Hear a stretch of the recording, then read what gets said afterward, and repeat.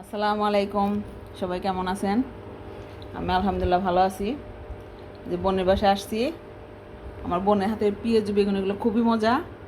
আমি শুধু সৌদি থেকে বলতাম, আমি আসতে আসতে দেখি আমার বোন সব কিছু রেডি করে রাখছে। এই যে এখন দেখেন ছোলা ভোনা, এই যে অনেক করেছি, আলুর চপ, এই যে খুব সুন্দর মচমচে একদম, বেগুনি, পেঁয়াজু, মানে এত সুন্দর হয়েছে। এই দেখেন,